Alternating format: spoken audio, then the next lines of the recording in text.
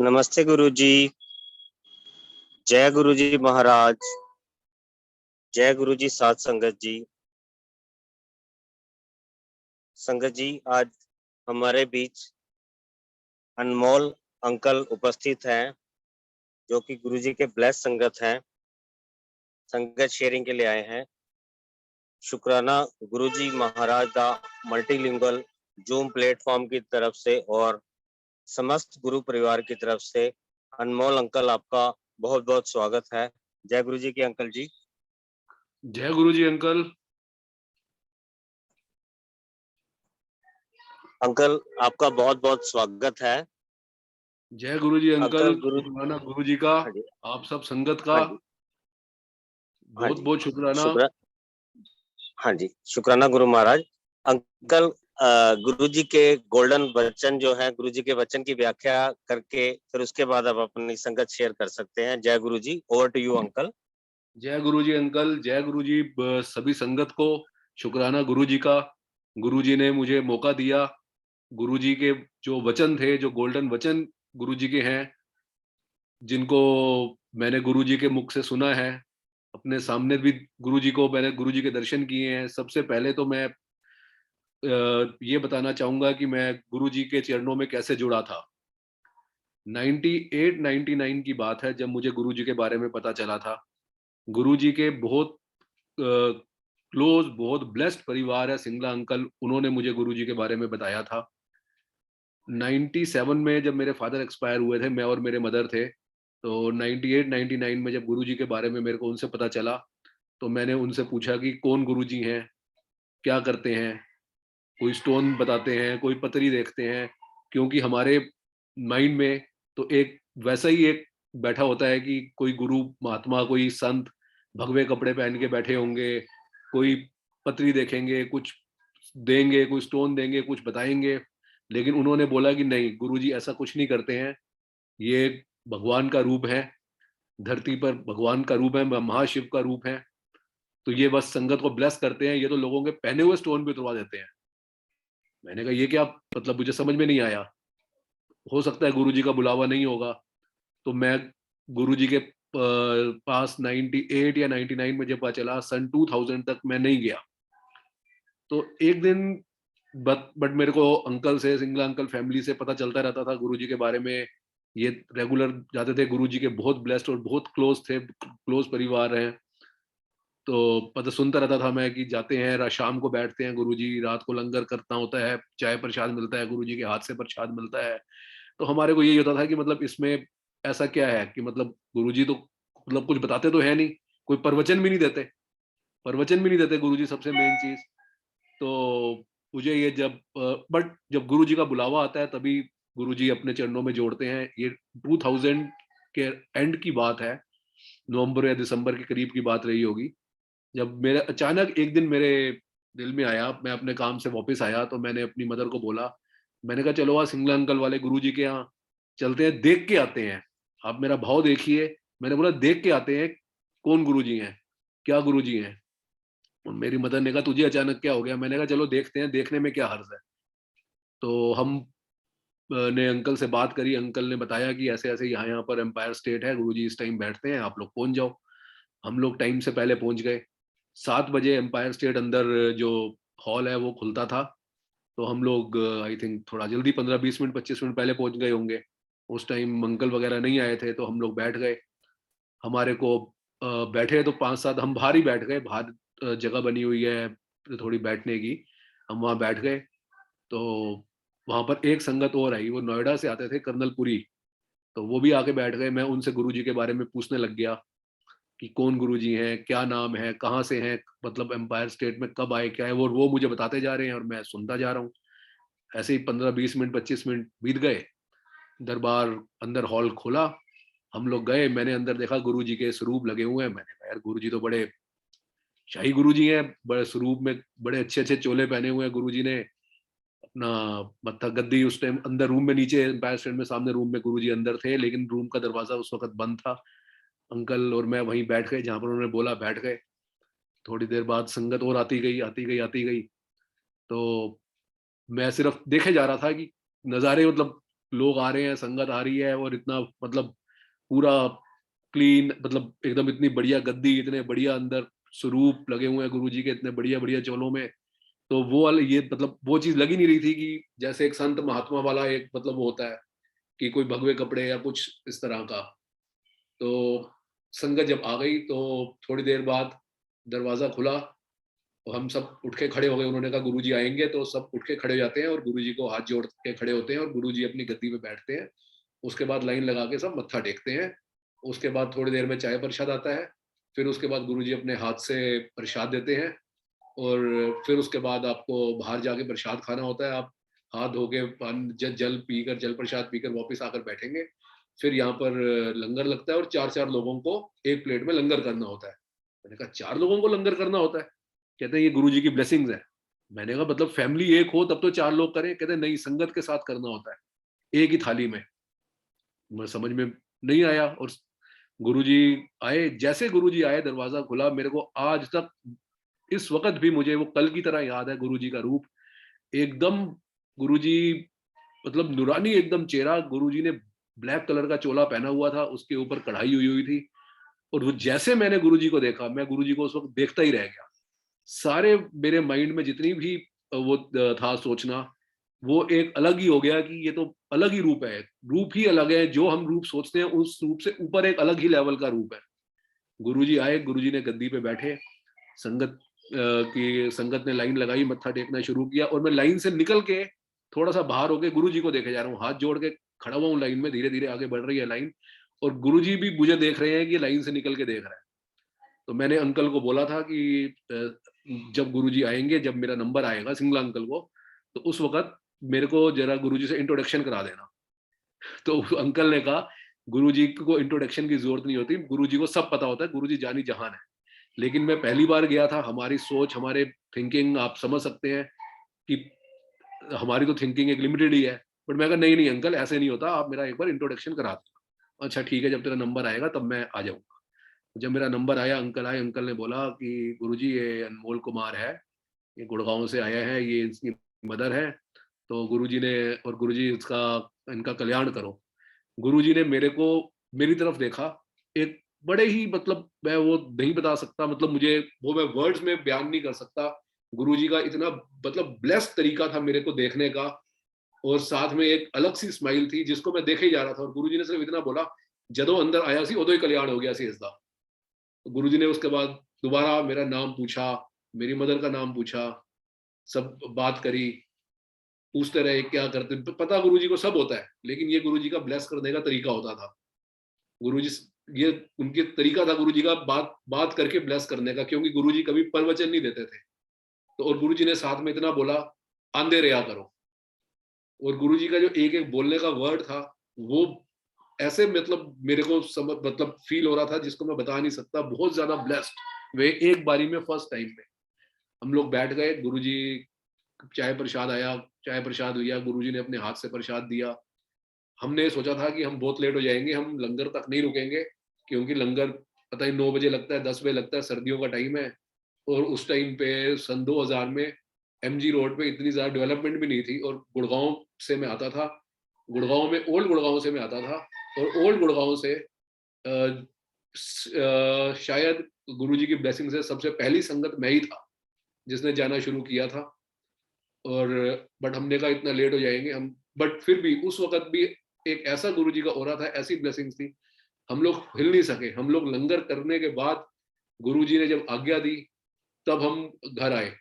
और जो गुरुजी में से एक फ्रेगनेंस आ रही थी, जो एक अलग ही फ्रेगनेंस थी, जो शायद मतलब किसी परफ्यूम में या किसी ऐसे नॉर्मल फ्लावर्स में नहीं मैंने देखी, मैंने फील करी ऐसी फ्रेगनेंस।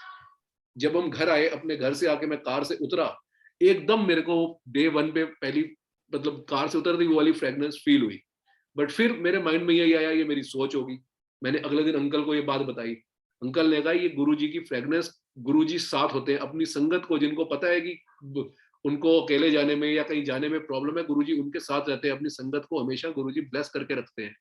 तो गुरुजी ने तेरे को पहले दिन ही एक्सेप्ट कर लिया और डबल एक्सेप्ट कर लिया। तेरे को ये भी कह दिया कि कल्याण कितना, कि कल्याण हो गया अंदर आंदे ही, और आंधे रहा करो। और तेरे को घर जाके फ्रेगनेंस भी आई। उसके बाद हम गुरुजी के पास रेगुलर जाना शुरू हो गए। मुझे ये समझ में नहीं आई कि हम रेगुलर क्यों जाना शुरू हो गए। अपने आप थोड़ा होता डेली था गुरुजी के पास जाने का मन, बट फिर भी हमें होता था कि रोज रोज तो चलो जाएंगे तो संगत डेली क्या जाए, गुरुजी ने कहा आंदे रहा करो, कभी कभी आया करो। तो हर 2-4 दिन में गुरुजी के पास जाने का अपने आप ही मन होता था। वहां पर गुरुजी अपनी संगत में से किसी की भी संगत को जिसका कल्याण होता था, गुरुजी उससे सत्संग सुनवाते थे कि कैसे कल्याण हुआ, कैसे ब्लेस किया, कैसे प्रॉब्लम सॉल्व हुई।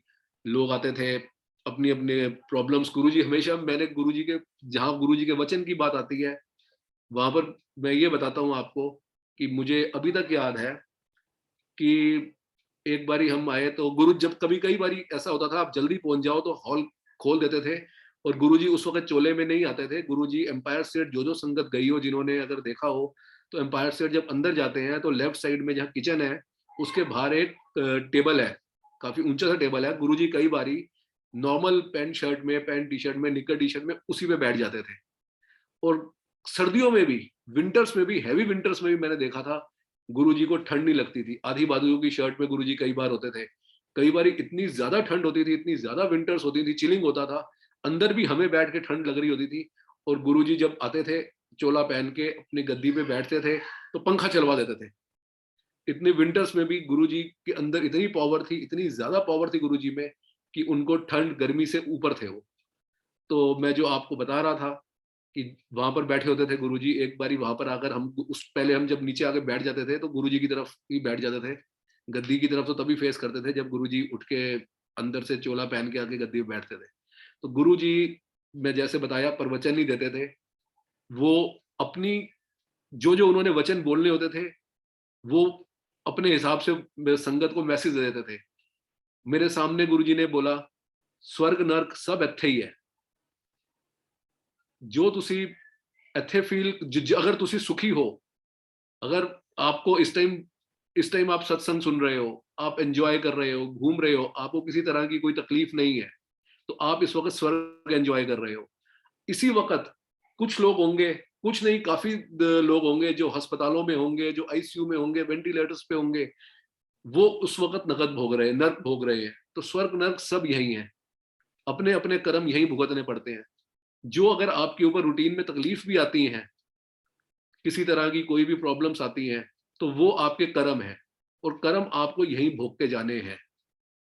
गुरुजी जब किसी का कष्ट काटते थे तो गुरुजी कहते थे मैं 100% कष्ट नहीं काटूंगा, अगर 100% कष्ट काट दूंगा तो अगले जन्म में ये फिर भुगतने पड़ेंगे।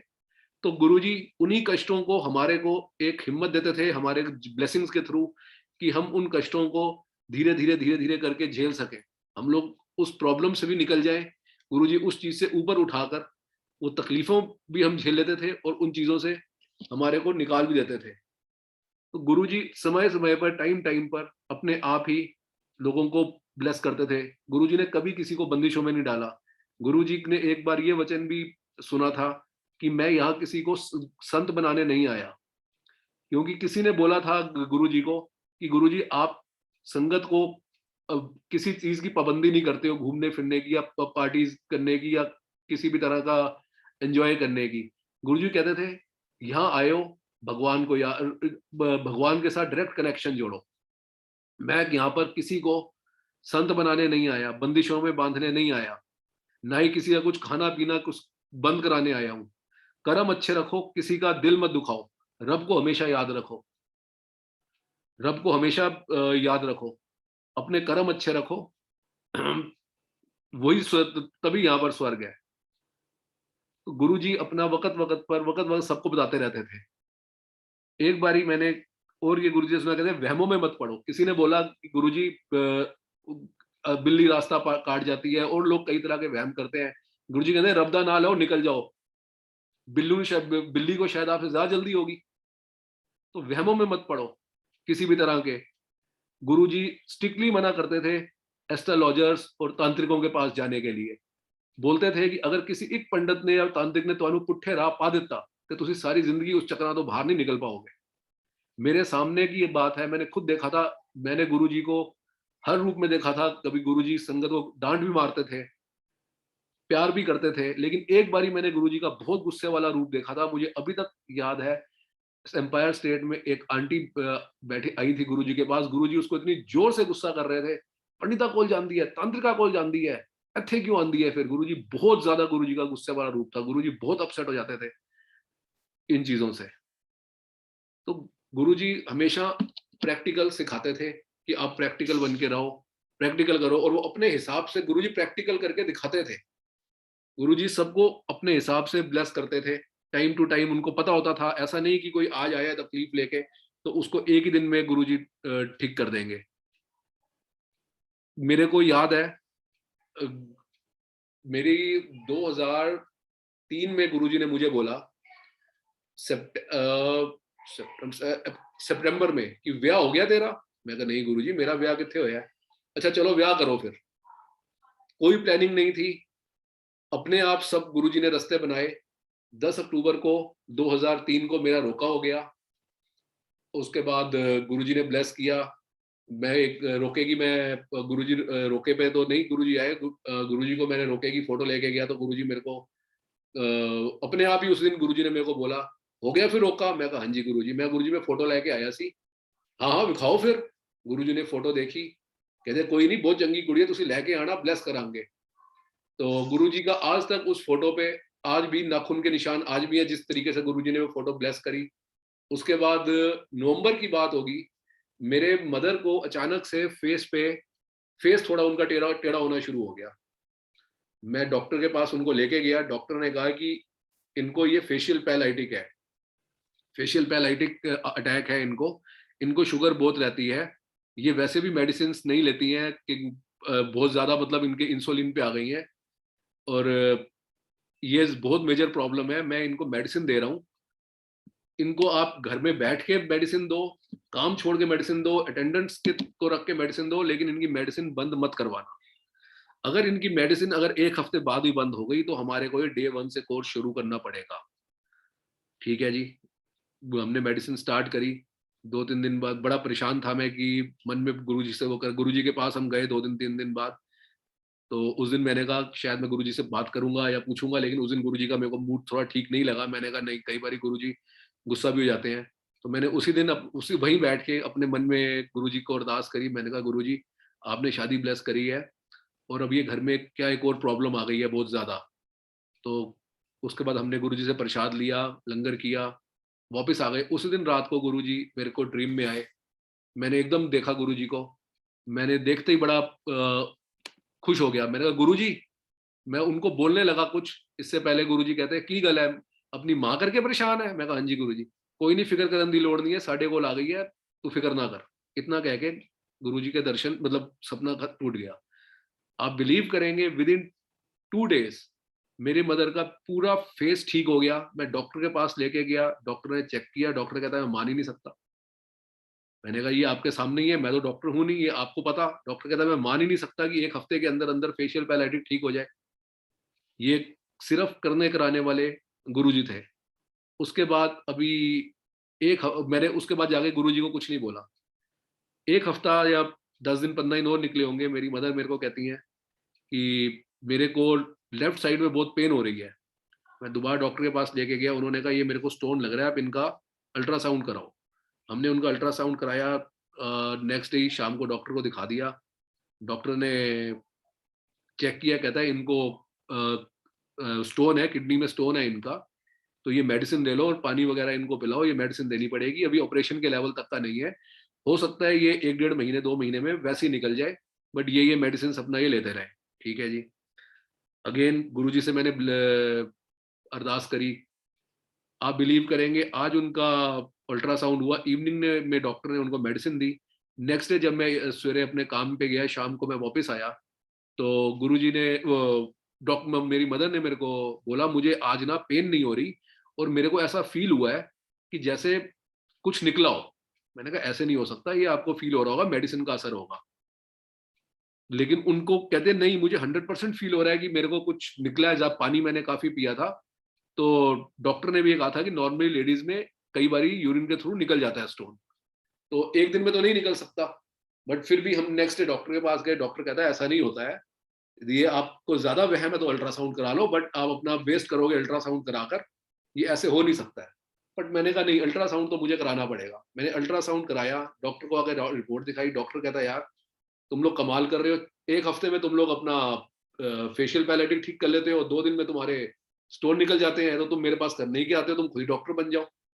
फिर मैं गुरुजी के पास गया। फिर उस दिन मैंने जाकर, गुरुजी जब आज्ञा लेने लगा, तब मैंने गुरुजी को बोला, मैं कहा गुरुजी तू सिर्फ चमत्कार कर देता। डॉक्टर भी हैरान रह गया। हो गया ना फिर डॉक्टर हैरान, लेके आओ फिर डॉक्टर नू भी। तो गुरुजी को सब पता था कि उन्होंने कष्ट कैसे उन्होंने काटना है। फिर मेरी शादी हुई तो गुरुजी ने खुद तो गुरुजी नहीं आए, गुरुजी ने संगत को ब्लेस करके भेजा। उस दिन बहुत सवेरे से, जिस दिन मेरी मैरिज थी उस दिन सवेरे से बहुत बारिश बनी हुई थी और काफी बारिश आ रही थी दिल्ली एनसीआर में। तो जहां पर मेरी मैरिज थी वो पूरा ओपन लॉन था, तो वहां पर अरेंजमेंट वगैरह काफी अच्छा अरेंजमेंट किया हुआ था। बट हमारे को यही था कि बारिश आ गई तो सारा प्रोग्राम खराब हो जाएगा। हमारे इवनिंग के फेरे थे, हमारी बारात टाइम पे पहुंच गई, फेरे हो गए, लेकिन मौसम बना हुआ है इतना सॉलिड कि बारिश अभी आई और अभी आई। जितने लोग हमारी शादी में आ रहे थे सब यही बता रहे थे कि एग्जैक्टली आधे किलोमीटर के राउंड अबाउट में, शायद आधे किलोमीटर से भी कम राउंड अबाउट में इतनी बारिश है, इतनी बारिश है। उस वक्त दिल्ली हाईवे पर, जो दिल्ली हाईवे NH8 महिपालपुर वाला, वहां पर फ्लाईओवर्स नहीं बने थे, इतना जैम लगा पड़ा है और इतनी ज्यादा बारिश है और यहाँ पे बारिश नहीं है। और बादल ऐसे बने हुए थे कि जैसे अभी मतलब बारिश आई। हमारे सारे प्रोग्राम हो गए। 12 बजे रात को जब हम लोग डिनर करने के लिए जाने लगे फैमिली के लिए, तो ओपन लॉन में कुछ 15-20% एक एरिया होता है जो कवर करा जाता है खाने का एरिया। हम लोग जब 12 बजे उसमें एंटर करे, अभी हमने उस एरिया में पैर रखा तो ऐसे बारिश आई, ऐसे बारिश आई कि जैसे किसी ने हाथ रोक के रखा हो। बारिश धीरे से तेज होती है, लेकिन ऐसे बारिश जस्ट पानी पानी, और विद इन 5 मिनट्स, शायद 5 मिनट भी अगर घड़ी में देखो तो 5 मिनट बहुत ज्यादा होते हैं, सारे अरेंजमेंट खत्म हो गए और सब कुछ इतना निपट गया। सारे प्रोग्राम उस टाइम तक खत्म हो चुके थे। ये सब करने वाले गुरुजी हैं। गुरुजी ने बहुत हमेशा ब्लेस करके रखा, हमेशा गुरुजी टाइम टू टाइम ब्लेसिंग्स देते रहे। गुरुजी बोलते थे कि अब आगे का जो गुरुजी बोलते थे कि आने वाला वक्त बहुत माड़ा है, आबादी घटेगी, बहुत कलयुग, ये कलयुग है, यहाँ पर पाठ करने से रब मिलता है, रब पाने के लिए पुट्ठा नहीं लटकना पड़ता। इस कलयुग में अगर आप पाठ करोगे तो आपको भगवान के दर्शन होंगे। गुरु जी ने भगवान के रूप में आए थे और आज भी वो फिजिकल रूप में ना होकर हमारे बीच में है गुरु जी। उन्होंने सिर्फ पाठ करना सिखाया। आप बड़े मंदिर जाते हो, बड़े मंदिर में आपने देखा कोई भी किसी भी तरह का वहां पर कोई आपको पंडित नहीं दिखेगा, कोई आपको किसी भी तरह का वहां पर ये नहीं दिखेगा कि आप यहाँ मत्था टेको, यहाँ टेको। आप वहां पर डायरेक्ट गुरुजी से अपना कनेक्शन बनाओ। और गुरुजी बोलते थे आने वाला वक्त बहुत माड़ा है, आबादी घटेगी, बहुत प्रॉब्लम्स आएंगी। और आज उन शब्दों को या गुरुजी के उन गोल्डन वचन को मेरे ख्याल से बयान करने की, उसको डिस्क्राइब करने की जरूरत नहीं है। खुद देख रहे हैं आज हम लोग कि ये कोविड का टाइम आया, दुनिया तबाह हो गई, क्या बचा? आप हम लोग बचे, सब बचे, गुरुजी ने बचा के रखा। गुरुजी ने अपनी संगत को, गुरुजी ने सबको ब्लेस करके रखा। मैं आपको उसी से रिलेटेड एक सत्संग शेयर करूंगा। जब ये शुरू हुआ था कोविड, उस टाइम हम बहुत डर गए थे कि कोविड बहुत ज्यादा फैल गया है। मैं हूँ, मेरी वाइफ है, मेरे 2 बच्चे हैं, तो कोई कोविड ना हो जाए, प्रिकॉशंस लो, बाहर मत निकलो, ऐसा सब कुछ चलता रहा। गुरुजी हमारे को बचा के रखा गुरुजी ने। तो जब ये पहला कोविड का जब वेव खत्म हुई, तो उस टाइम मेरे को ऐसा फील होता था रात को सोते हुए कि गुरुजी मुझे बोल रहे हैं बंगला साहब गुरुद्वारे जाओ, वहां का जल लो, वहां का जल पियो। मेरे को 2-3 बार ऐसा अपने माइंड में सोते सोते सवेरे 4-5 बजे करीब ऐसा लगता था। गुरुजी के दर्शन नहीं हुए, गुरुजी ने दर्शन नहीं दिए, लेकिन ऐसा लगता था गुरुजी मेरे को एक मैसेज दे रहे हैं। तो हम लोग एक बारी मैं और मेरी वाइफ दिल्ली नॉर्थ प्लेस की तरफ गए हुए थे। हमने, बच्चे हमारे साथ नहीं थे, हम लोग बंगला साहब गुरुद्वारे वहां से चले गए। जाकर हमने वहां का जल लिया। बच्चों के लिए हम नहीं ला सके, वहां का प्रसाद लेके आए। हमने बच्चों को प्रसाद दिया, उसके बाद दोबारा भी हम लोग गए। तो गुरुजी कब किस रूप में क्या आके मैसेज देते हैं, ये गुरुजी को ही पता है। उसके गुरु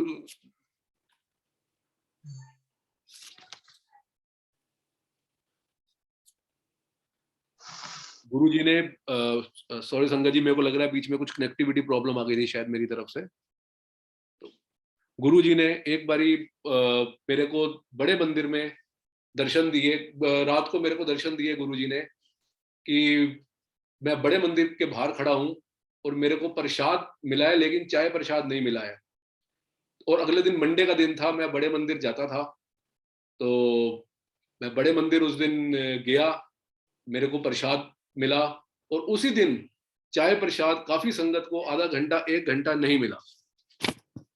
तो इसमें भी गुरुजी की कोई ब्लेसिंग्स थी। गुरुजी ने क्या दर्शन देने थे, क्या गुरुजी ने मेरे कष्ट काटने थे, ये गुरुजी जानते हैं।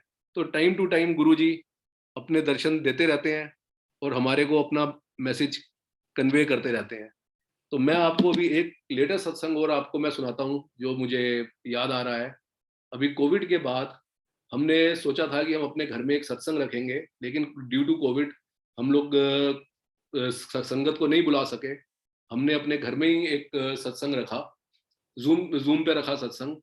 तो हमारे प्लानिंग यही थी कि हम अपना सिर्फ घर के लोग ही हम थोड़ा सा सत्संग करेंगे, गुरुजी का शुक्राना करेंगे, गुरुजी ने हमारे को इतना ब्लेस किया है।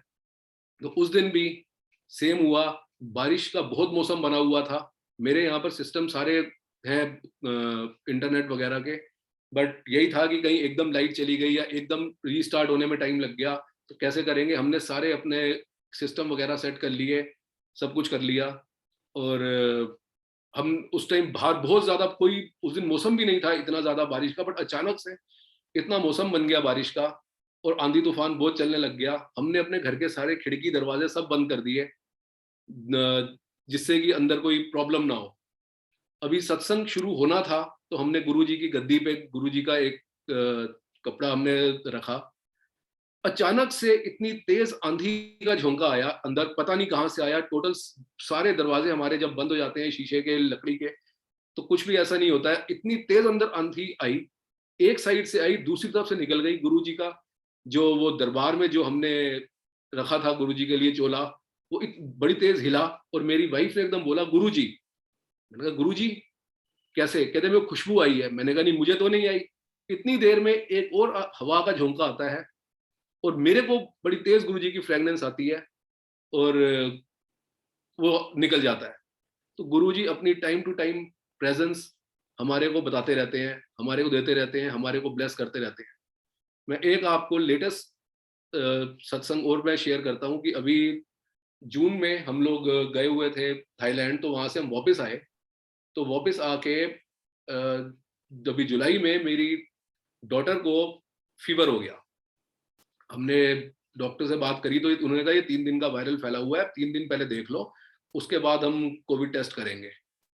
तो 3 दिन में उसका फीवर ठीक हो गया और थोड़ा सा उसको कफ थोड़ा टाइम चलता है, डॉक्टर ने कहा it's just a normal viral, तो ठीक हो गया। उसके बाद सेम वायरल मेरी वाइफ को भी हो गया, उनका भी 3 दिन में वायरल ठीक हो गया। मेरा बेटा है छोटा, उसको भी गुरुजी ने ब्लेस किया हुआ है, वो भी मैं आपको अभी उसका शेयर करूंगा गुरुजी ने उसको कैसे ब्लेस किया। तो उसको भी 3 दिन बाद उसको भी वायरल हो गया। तो हमें कहा ये वायरल चल रहा है जो कंटिन्यूटली सबको ट्रांसफर हो रहा है। मेरे बेटे को जब 3 दिन वायरल उसका ठीक नहीं हुआ, हमने डॉक्टर को दिखाया, डॉक्टर ने कहा आप इसको एंटी एलर्जिक दो और क्रोसिन वगैरह उन्होंने मेडिसिन सब लिख दी। बट उसका फीवर 10 दिन तक नहीं उतरा। हमने कोविड टेस्ट भी करा लिया, कोविड टेस्ट भी गुरुजी की कृपा से उसको नेगेटिव आया, कुछ नहीं निकला। बट उसका फीवर ठीक नहीं हो रहा, 9900 हम बहुत परेशान की कहीं और कुछ आजकल और भी कोई प्रॉब्लम फैली हुई है कई तरह की, कोई टाइफाइड टाइप या कुछ और ना हो गया हो। तो हमने गुरुजी को बहुत प्रे किया, गुरुजी ये क्या हो गया, हमारे को समझ नहीं आ रहा, सारी मेडिकेशंस कर रहे हैं, ठीक नहीं हो रहा, कैसे होगा। तो उसी रात मेरे बेटे को जो अभी 13 ईयर्स का है, गुरुजी ने सपने में उसको दर्शन दिए। वो अपने हमारे घर में जहाँ पर नीचे डाइनिंग रूम है वो वहां पर बैठकर खाना खा रहा है, जैसे वो रूटीन में बैठता है, वो सपने में देख रहा है कि मैं वहीं बैठकर खाना खा रहा हूँ, मेरे सामने प्लेट है और गुरुजी अंदर आते हैं पैंट शर्ट में, उसी की प्लेट में से एक ग्राही तोड़ते हैं रोटी की और उसको अपने हाथ में रख के उसको पकड़ा देते हैं और वो खा लेता है। हमारा जो घर है वो ड्यूप्लेक्स है, वो 1 सेकंड बाद दोबारा उसी सपने में वो देखता है कि मैं अपने ड्यूप्लेक्स ऊपर से बेडरूम से निकल के नीचे आ रहा हूँ और नीचे वाला जो बेडरूम है, गेस्ट रूम, वहां पर गुरुजी ब्लैक चोले में लेटे हुए हैं और उसका सपना टूट जाता है। नेक्स्ट डे उसको 99 फीवर होता है। मैं उसको कहता हूँ नहीं, फिर भी वो मेरे को अपना ड्रीम बताता है। मैं कहा गुरुजी तेरे को ब्लेस कर गए हैं, बट फिर भी एक बारी हमें डॉक्टर को बताना चाहिए ये चीज। हम जाते हैं, कोई डॉक्टर कहता है सेम मेडिसिन देनी है, और कोई मेडिसिन हम उसको नहीं देते हैं, फिर भी नेक्स्ट डे वो 100% ठीक हो जाता है। ये गुरु जी की ही ब्लेसिंग्स हैं, जिन्होंने खुद आकर उस बच्चे को अपने आप आकर ब्लेस करके गए हैं। गुरु जी टाइम टाइम पर हमारे को सबको ब्लेस करते रहते हैं, प्रॉब्लम्स को धीरे धीरे हमारे निकालते रहते हैं। तो जैसे मैं आपको बता रहा था, मेरे बच्चों को गुरु जी ने ब्लेस किया था। तो जब मेरी मैरिज हुई थी 2005 में, उसके बाद हम लोग गुरु जी के पास रेगुलर जाते थे, गुरु जी हमको ब्लेस करते थे। तो 2005 में मेरी बेटी हुई, तो हम जब वो 40 डेज की हुई तो हम उसको गुरुजी के पास लेके गए ब्लेस कराने। तो गुरुजी उस वक्त अपना एम्पायर स्टेट अपनी गद्दी पे बैठे थे। रमा पायलट आंटी गुरुजी के चरणों की सेवा कर रही थी। तो हमने, मेरी वाइफ ने गुरुजी को दिखाया बेटी को कि गुरुजी इसको आप ब्लेस करो। गुरुजी ने उसको देखा, गुरुजी ने कहा हाँ।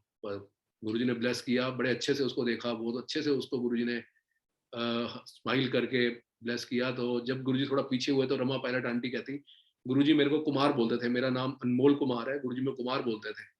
तो रमा पायलट आंटी ने कहा गुरुजी कुमार दे घर लक्ष्मी आई है।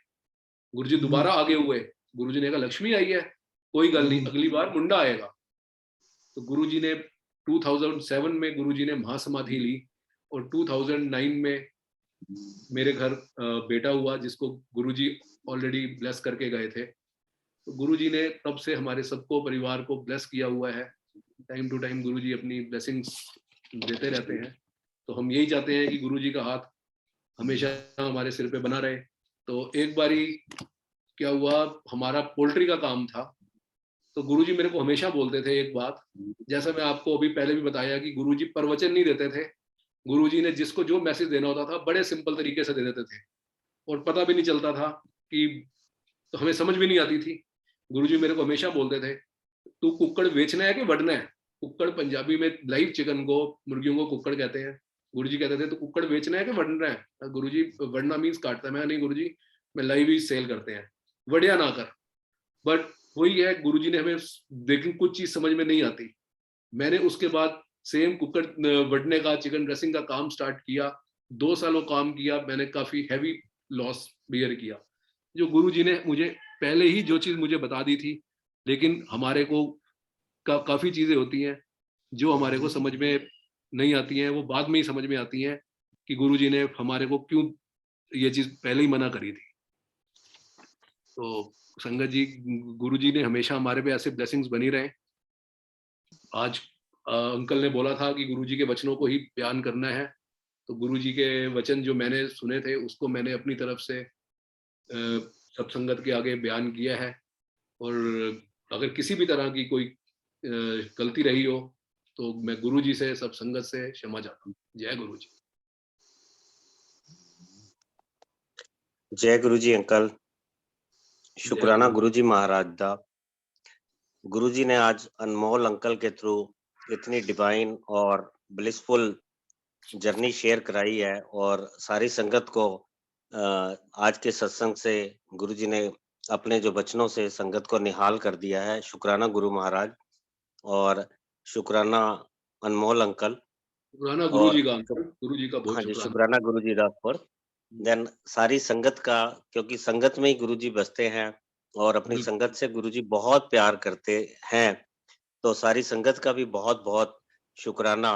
और सारी संगत को गुरुजी ने अनमोल अंकल की जर्नी के थ्रू, एक्सपीरियंसेस के थ्रू ब्लेस किया है। तो शुक्राना गुरुजी महाराज, शुक्राना संगत जी। अब मैं होस्ट से रिक्वेस्ट करूंगा कि संगत को अनम्यूट कर दे ताकि संगत गुरु जी महाराज जी से आज्ञा ले सके। जय गुरु जी, शुक्राना गुरु जी। जय गुरु आज्ञा जी। दे गुरु जी, धन जय धन गुरु जी। जय गुरु जी। गुरु आज्ञा गुरु जी। शुक्राना गुरु जी। शुक्राना गुरु जय गुरु जी, शुक्राना शुक्राना गुरु गुरु जी, जी। मेहर जय गुरु गुरु जी। जी, शुक्राना गुरु जी। जय गुरु जी, जय शुक्राना गुरु गुरु जी। जी महाराज। जय गुरु जी, शुक्र गुरु जी, आज्ञा गुरु जी। जय गुरु सर्वदा जी। भला आज्ञा गुरु जी। थैंक यू गुरु जी। जय गुरु जी, शुक्राना जय गुरु गुरु जी। जी। जय गुरु जी। जय गुरु जी, गने